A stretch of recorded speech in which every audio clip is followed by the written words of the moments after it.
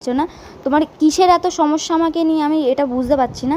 তো যদি তোমার এতই সমস্যা যদি থাকতো তাহলে কেন ফেলে দিয়ে চলে গেছিলে এইভাবে? তো তোমার তো ধরে রাখার দরকার। তো guys, welcome back to my YouTube channel. তো তোমরা সবাই কেমন আছো? আশা করি সবাই খুব ভালো আছো, আর আমিও খুব ভালো আছি। তো দেখো, আজকে আমি বিকেল থেকে ব্লগটা স্টার্ট করছি। তো দেখো, বিকেলবেলা আমি কি কাজ করি, মানে বিকেল থেকে কি শুরু হয় কাজ। তো চলো কাজ করা যাক। তো দেখো, সবার ফার্স্টে দেখো, তো এই যে হাজব্যান্ড কাজে যাওয়ার আগে স্নান ধান করে, এই যে বিছানার অবস্থা পুরোপুরি খারাপ। তো এই যে ঘর ধরো সব পরিষ্কার করব, এই যে এইগুলো সব নোংরা হয়ে আছে, এগুলো সব গোছাবো। তো তারপরে উঠোনটা ঝাড় দেবো, উঠোনটা ঝাড় দেওয়ার পরে থালা বাসন আছে, থালা বাসনগুলো মাজবো। তো চলো।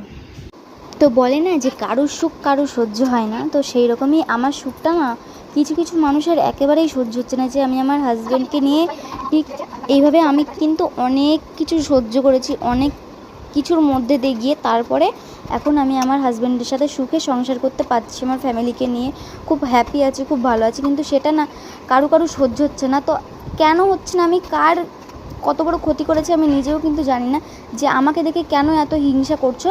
তো তুমি তোমার জায়গায় ঠিক থাকো আর আমাকে আমার জায়গায় ভালো থাকতে দাও। তো তুমি সেটা থাকতে দিচ্ছ না। তোমার কিসের এত সমস্যা আমাকে নিয়ে, আমি এটা বুঝতে পারছি না। তো যদি তোমার এতই সমস্যা যদি থাকতো তাহলে কেন ফেলে দিয়ে চলে গেছিলে এইভাবে? তো তোমার তো ধরে রাখার দরকার ছিল সংসার। তো তুমি তো চলে গিয়েছো না, তো সেটার দায়িত্ব আর আমার না, যে নিজের তো সংসার করোনি, নিজে ছেড়ে চলে গেছো। তো তোমাকে তো আমি বলিনি যে তুমি সংসার ছেড়ে চলে যাও বা কিছু, তুমি নিজের ইচ্ছায় নিজের পথ বেছে নিয়েছো। আর এখন আমরা আমাদের পথ বেছে নিয়েছি, আমরা এইভাবে ভালো আছি। তো আমরা হাজব্যান্ড ওয়াইফ, স্বামী স্ত্রীতে খুব ভালো আছি। আমি একা বা ও অন্য কোনো জায়গায় গিয়ে থাকছে না, যে সেখানটায় তুমি এসে ভুলভাল কথা বলতে পারতে, বা আমি অন্য কোনো ছেলের সাথে, বা আমি অবিবাহিতা মেয়ে না যে আমি অন্য একটা ছেলের সাথে আছি, তো সেইখানটায় তুমি আমাকে এইসব গালিগালাজ করতে পারতে। আমার বাবা মাকেও তুমি কিছু বলতে পারতে, যে আমার বাবা মা আমাকে কী শিক্ষা দিয়েছে বা কিছু। কিন্তু সেই সব কিন্তু কিছুই না করে আমি যেখানে আমার হাজব্যান্ডের সাথে আছি, সুখে সংসার করছি, অনেক কিছুর মধ্যে দিয়ে আসার পরে এখন আমরা ফাইনালি ভালো আছি। তো এখন সেটা তোমার তো সহ্য হচ্ছে না, আর সেই কারণেই তুমি এরকম করছো।